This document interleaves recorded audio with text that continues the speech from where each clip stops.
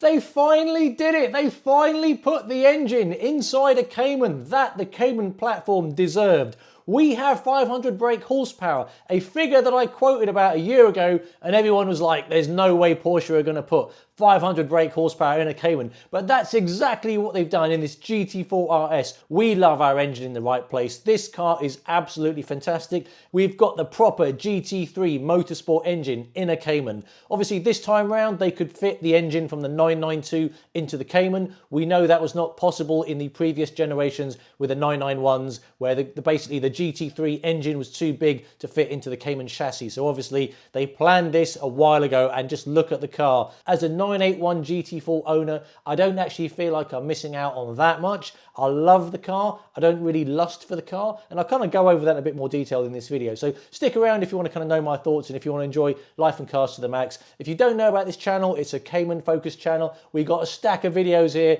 right from base Caymans all the way through to the GT4 RS. And remember, every Cayman is a great Cayman, and the best Cayman is the one that you can afford. Let's get stuck into this video. Windows down, feel the breeze, rubber in the road, a Cayman, you and me. 987, 981, 718, let's have some fun.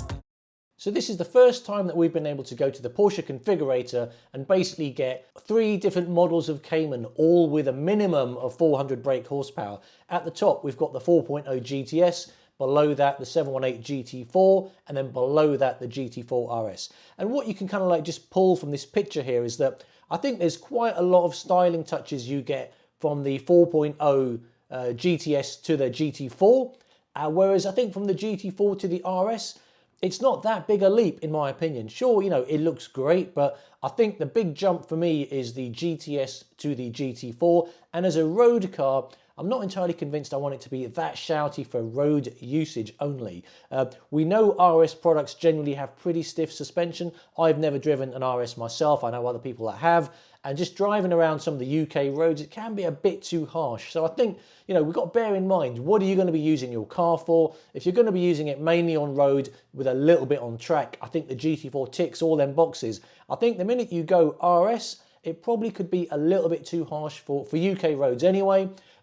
Love the car, not sort of knocking it, but I just think for my usage profile, for those of you who normally, you know, take it out on the road with a little bit of track, I'm not sure that the GT4 RS is going to be, you know, that suitable for the roads. But let's kind of go over some of the styling touches that I picked up on. Most notably, if we look at the side angles here, take a look at that front wheel arch. It's something that I only picked up thanks to a subscriber on this channel. So Tim, thank you for pointing this out to me. Look at that front kind of that arch, and then look at it here on the GT4 RS. You'll see that they've effectively sculpted it a little bit in there to basically, it must be for aero ducting and get more cooling. It kind of breaks the nice curve of the line there, but we've kind of lost that bit of a curve to kind of help that aero. The side intake grille there is painted in black. That's something we could easily do on a GT4 if we wanted to do that. And obviously you've got the swan neck spoiler. Just kind of looking at the lines visually, I kind of prefer the GT4 kind of spoiler in body color. I'm so happy that Porsche have brought out the GT4 RS. It just shows you what they're willing to do with the Cayman platform. We are not a poor second brother to the 911. You know, we are fully independent in our own right with this model. But I just do think that for me, as a GT4 owner, I don't think you're missing out on that much. If you've got a GT4, mate, I think you kind of like, you're pretty much there for road and a little bit of track usage. Let me know in the comments down below. If you own a GT4, are you looking to sell that and get a GT4 RS? If you don't have a Cayman, which would you choose for road usage and potentially a little bit of track? Would you go for the RS or would you stick with the GT4? Just bear in mind, suspension can be pretty hard on an RS, so. And let's talk about the pricing on these cars, because the 718 GTS is a £70,000 car here in the UK. That's 400 brake horsepower and that's PDK or manual. The minute you go to the 718 GT4, that's at least another £10,000. So we're now talking £80,000 for 420 brake horsepower. And then there's a big price jump to get the 718 GT4 RS. It's an extra £30,000. So we're saying it's 110k just to basically get into that 500 brake horsepower car. And that's seriously expensive. For me, as a 981 GT4 owner, my car was about £75,000 with all the options there, apart from carbon ceramics. And I don't really want that for road usage. I think the GT4 is the most phenomenal value for money car there is.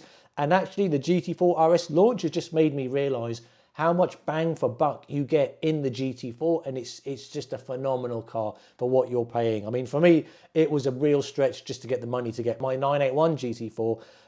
You need seriously deep pockets to get the GT4 RS. So for me, the GT4 is the winner, hands down, whether that's the 981 or the 718. Let me know in the comments down below, how do you feel about the GT4 RS?